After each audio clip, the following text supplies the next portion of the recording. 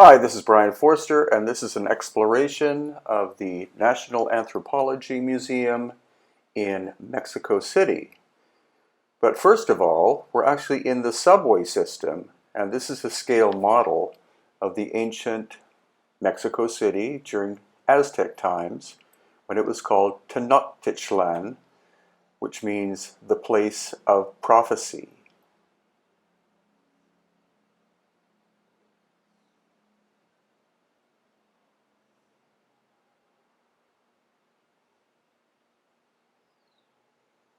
And now we're at El Zocalo, which is the main square in Mexico City. This is sculpture representing the arrival of the Aztecs to Tenochtitlan. Again, this was a place that was prophesized as to where they should set up their capital. And outside the main museum, here we have a huge sculpture of Tlaloc, the rain god.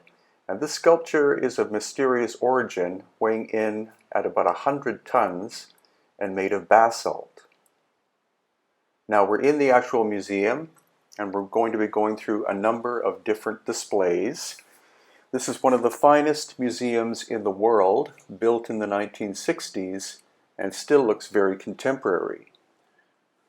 So with our guide, Sergio, we're going to go inside and explore some of the amazing ancient artworks from different cultures.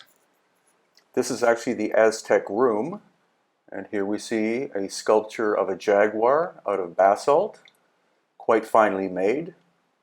The fact that the Aztecs had no metallic tools that we know of makes it very interesting in terms of how did they actually create any of these sculptural works. They only had obsidian, which has a hardness of 5.5, and basalt tools, which is a hardness of 6, and yet they were able to create all of this incredible artwork in basalt and other hard stones.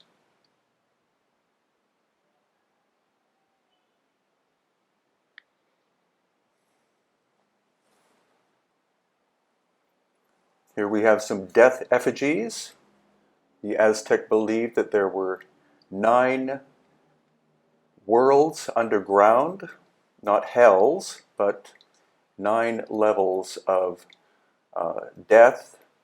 And after you went through the 9 levels, then you would come back out, possibly to be reborn.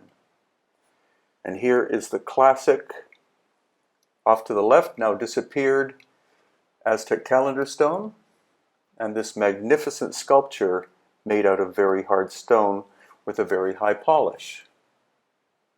So this is the iconic Aztec calendar stone that was found, I believe, in the 19th or 20th centuries in Tenochtitlan, which was the main part of ancient Mexico City during the time of the Aztecs. It was an island in the middle of a lake called Texcoco, and now the population of Mexico City is somewhere between 25 and 30 million people, and at the time of the Aztec was a population of about 200 to 250,000.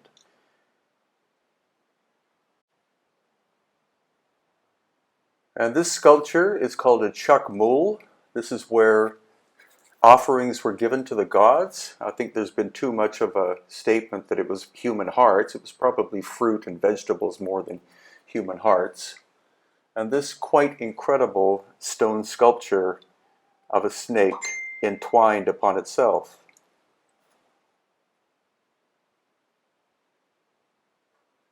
And here we have a painting of what Tenochtitlan looked like at the time that Cortez and the Spanish conquistadors entered and destroyed the Aztec world.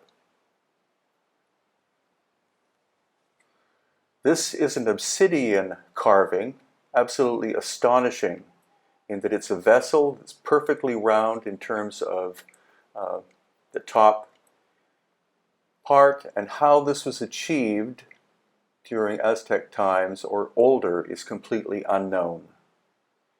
Then we have one of the classic Olmec heads. from the Veracruz and Mexican Panhandle Caribbean / Gulf of Mexico area, weighing in probably between 10 and 20 tons. And these somewhat strange depressions at the back. Again, if they only had basalt tools, how could they shape something of this scale in the same material? So we're now in the actual Olmec section of the museum, and here we have another one of the famous Olmec basalt heads. There are 2 or 3 in this museum, and many more in the Jalapa Museum, which is in Olmec country. And now we're going to be looking at some interesting circular artifacts. These do appear to be handmade. They're out of jade, but we did see some other ones that are perfectly circular and appear to have had to have been made on some kind of lathe, which of course did not exist during Olmec times, so it's possible that they are artifacts from a much earlier period.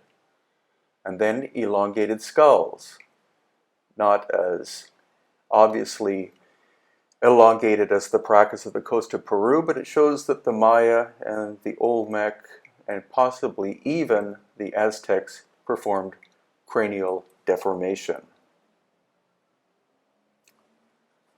Now we're walking into a different section.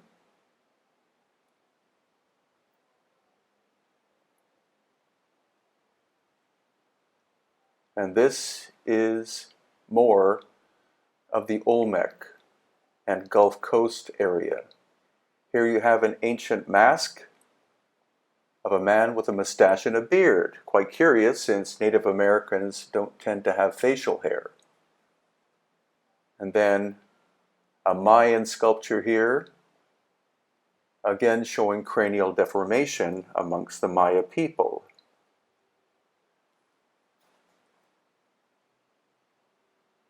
And the death mask out of jade of Lord Pakal of Palenque. Palenque will be the subject of another upcoming video. And now we're going into the Teotihuacan section. Teotihuacan is the massive pyramidal complex outside of Mexico City. That again will be the subject of another video coming up.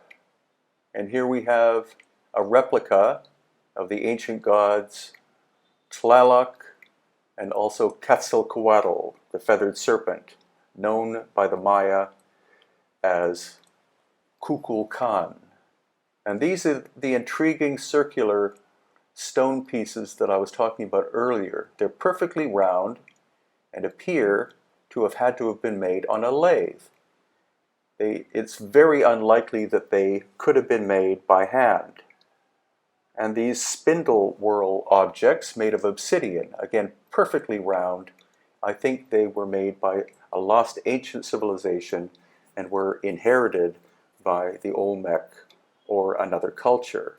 And these ones made of quartz crystal, again, they could not have been made by the Olmec or the Maya or the Aztec. So they seem to be examples of lost ancient high technology that were found and then utilized by one or more of those cultures. These are the anomalies that I tend to look for when I'm in museums like this. And here too, 3 perfectly circular objects of stone that could not have been made by hand using the tools that the known cultures had.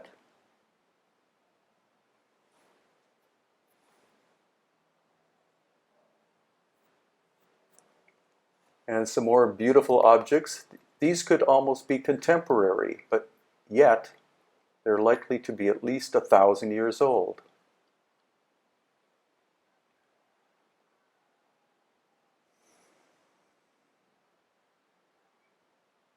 And some small figures made out of clay that appear to be almost alien looking when you look at the coffee bean shaped eyes. Where the influence came for these, I have no idea.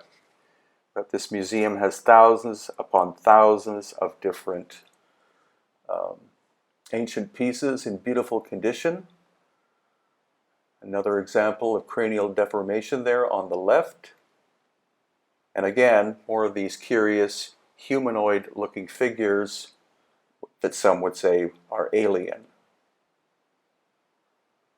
or alien influence perhaps. And here we have a painting of ancient locations in Mexico. And finally, the Veracruz Flyers.